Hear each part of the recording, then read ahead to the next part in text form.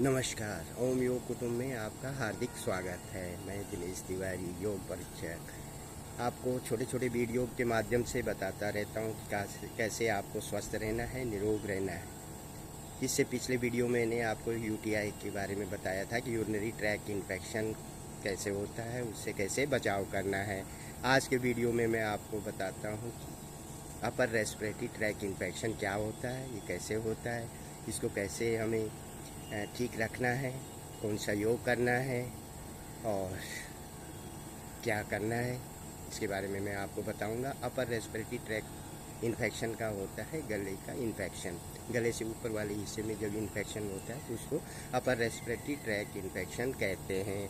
अब ये किस कारण से होते हैं, इसके बहुत सारे कारण हैं। एक तो एलर्जी की वजह से होता है, कई लोगों को एलर्जी होती है किसी भी कारण से, तो एलर्जी की वजह से भी हमारे गले में खराश होती है और जुकाम रहता है। और दूसरा होता है कि यदि हम गरम ठंडा खाते हैं, एकदम गरम खा लिया और गरम खाने से हमारे इधर गले के इस तरफ में कहीं से थोड़ा सा गरम लग गया या कहीं पे इंजरी हो गई, अल्सर टाइप का बन जाता है, तो उसमें भी इन्फेक्शन हो जाता है।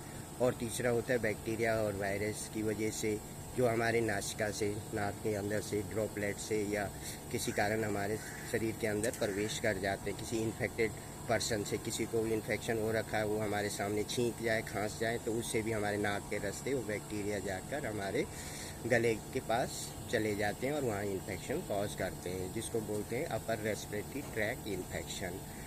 तो इसमें क्या होता है कि गले में बहुत ज़्यादा खराश होती है, गले में दर्द होता है और यदि इन्फेक्शन है तो फिर बुखार भी आता है। तो अब इसका क्या आपको करना चाहिए? सबसे पहले तो आपको जब भी ऐसा कुछ सिम्टम्स आपको नज़र आए तो गरारे करना है, नमक पानी के गरारे करने चाहिए।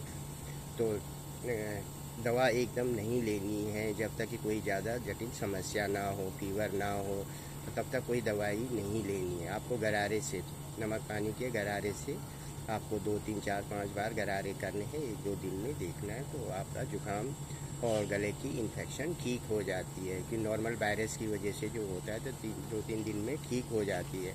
यदि बुखार भी आ रहा है और गले आवाज़ भी आपकी बैठने लग गई है और इन्फेक्शन होने लग गया, तो फिर आपको क्या करना है कि सबसे पहले आपके गले का थ्रोट स्वैब होता है, गले के स्वैब लेके किसी अच्छी माइक्रोबायोलॉजी लैब में या पैथोलॉजी टेस्ट कराना है और फिर देखना है कि कोई इन्फेक्शन तो नहीं है। मेनली 2 बैक्टीरिया जो होते हैं उनकी वजह से होता है, स्ट्रेप्टोकोकस ग्रुप ए और स्टेप ऑरियस, 2 ऑर्गेनिज्म हैं जिनकी वजह से ये गले सोर थ्रोट या गले का इन्फेक्शन होता है। तो उसका जांच कराएं, यदि वो इन्फेक्शन है तो तब आपको एंटीबायोटिक लेनी है, तब उसकी दवा लेनी है, डॉक्टर को बता के, दिखा के।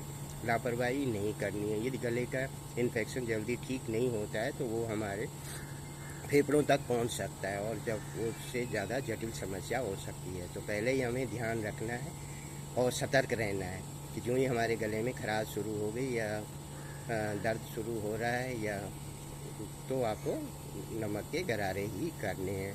और उसके अलावा आयुर्वेदिक काढ़ा भी बना सकते हैं। तो काढ़ा भी मार्केट में अवेलेबल है, तो आप काढ़ा भी बना सकते हैं, घर में भी काढ़ा बना सकते हैं। मलेठी और काली मिर्च और तुलसी और ये चीज़ें बॉयल करके और इसका पानी भी आप पी सकते हैं। और इसके अलावा आपको हर रोज़ योग करना है, जिसके आपका इम्यून सिस्टम अच्छा होगा। जिसका इम्यून सिस्टम अच्छा रहता है उसको जल्दी इन्फेक्शन नहीं होती है। और आपको सबसे पहले ये 2 प्राणायाम है वो हर रोज़ करने चाहिए। एक तो उज्जयी प्राणायाम, यहाँ गले से आवाज़ निकालते हैं,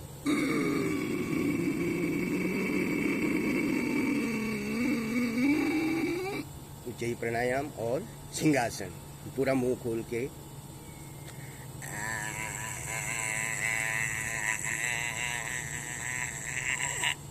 इस तरह से पूरा मुंह हम खोलेंगे तो ताज़ी हवा हमारे गले में जाती है और वायरल लोड भी कम हो जाता है, बैक्टीरियल लोड भी कम हो जाता है। तो इस तरह आपसे सतर्क रहना है, सावधान रहना है, हर रोज़ पूरा योग प्राणायाम करना है, जिसका आपका इम्यून सिस्टम अच्छा होता है। थोड़ा बहुत इन्फेक्शन होती है तो अपने आप ठीक हो जाती है, तो दवा खाने की ज़रूरत नहीं पड़ती है।